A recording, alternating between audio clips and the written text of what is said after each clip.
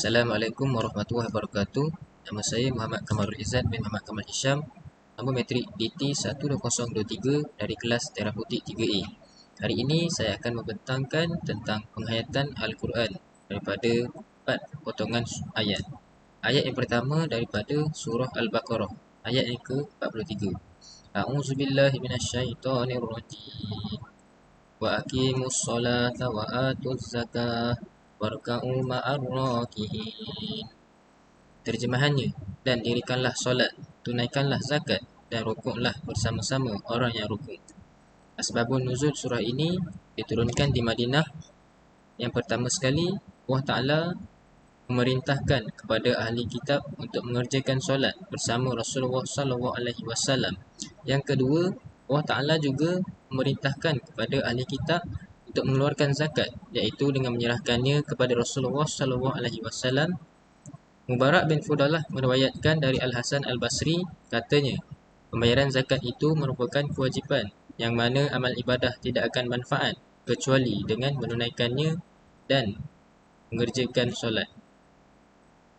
Yang ketiga ialah Allah Ta'ala menyuruh mereka untuk rukuk bersama-sama orang yang rukuk dari umat Muhammad SAW, dan ikutlah bersama mereka dan bahagian daripada mereka. Jadilah bersama orang-orang mukmin berbuat yang terbaik. Di antara amal kebaikan yang paling khusus dan sempurna itu adalah solat. Pengajaran ayat untuk surah Al-Baqarah ialah kita mestilah menunaikan solat 5 waktu sehari semalam walau apa juga keadaan yang berlaku. Ini kerana solat merupakan perintah Allah Subhanahu Wa Taala.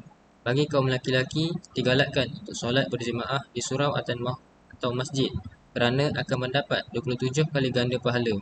Oleh itu, marilah kita memeriahkan rumah Allah dengan menunaikan solat secara berjemaah serta dapat meningkatkan ukhuwah.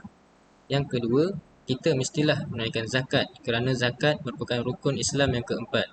Tambahan pula, membayar zakat dapat menyucikan harta untuk diberikan kepada golongan yang layak menerima zakat seperti fakir, miskin, amil, mu'allaf, riqab, wairimin, fisabilillah dan ibnu sabil.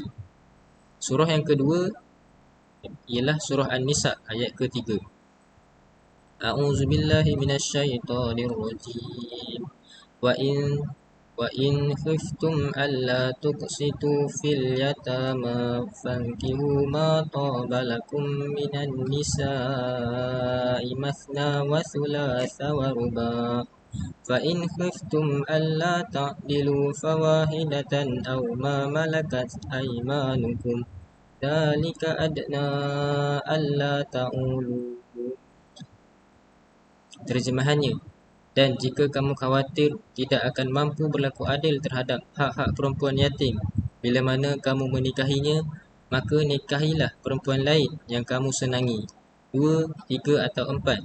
Tetapi jika kamu khawatir tidak akan mampu berlaku adil, maka nikahilah seorang sahaja atau hamba sahaya perempuan yang kamu miliki. Yang demikian itu lebih dekat agar kamu tidak berlaku zalim. Asbabun nuzul untuk surah ini ialah diturunkan di Madinah. Sebab turunnya surah An-Nisa ayat 3 ini mengenai anak perempuan yatim yang berada di bawah asuhan walinya. Hingga suatu saat sang wali tersebut terpikat dengan kecantikan dan kekayaan anak yatim tersebut, lalu berencana untuk menikahinya tanpa berlaku adil terhadap anak yatim tersebut. Lalu turunlah ayat surah An-Nisa ayat ketiga. Pengajaran ayat ialah kita mestilah patuh dengan perintah Allah Subhanahu Wa Taala dengan cara melindungi, menjaga dan memberikan nafkah kepada anak yatim jika hendak menikahinya. Dengan cara itu, lebih menimbulkan rasa kasih dan sayang sesama manusia.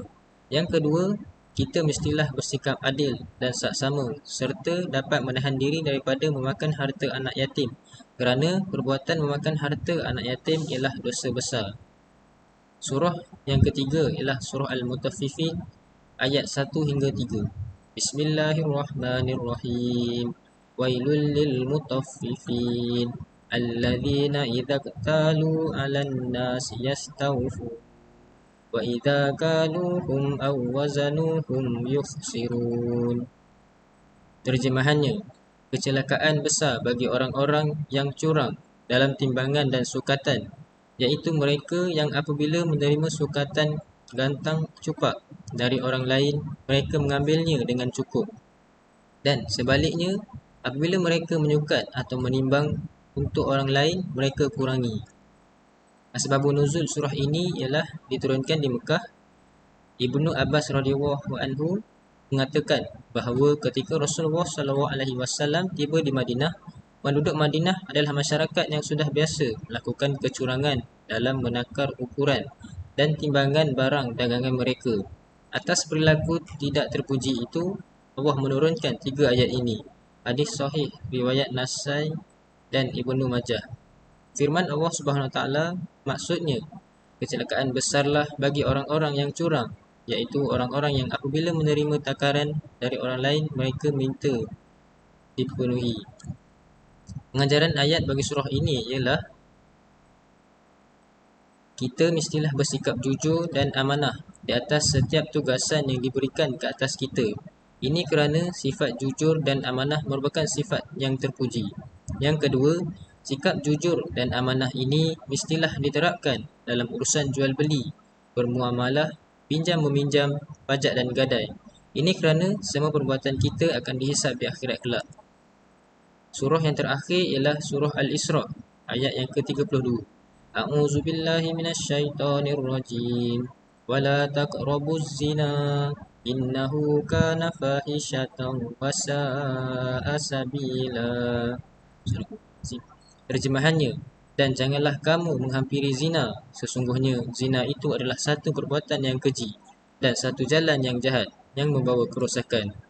Sebab nuzul untuk surah ini ialah diturunkan di Mekah. Pada waktu itu ada seorang pemuda yang datang kepada Rasulullah SAW dan meminta izin untuk berzina. Sontak dengan tegas Rasulullah pun melarangnya. Maka kemudian turunlah ayat ini. Pengajaran ayat bagi surah ini ialah kita mestilah menjauhkan diri daripada perbuatan zina kerana hukumnya haram dan merupakan perbuatan terkutuk.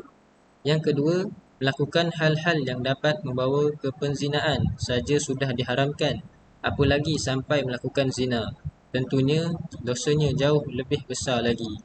Semoga kita dan keluarga serta saudara-saudara kita dijauhkan dari perbuatan tersebut. Sekian sahaja daripada saya berkaitan tajuk ini. Sekian, terima kasih.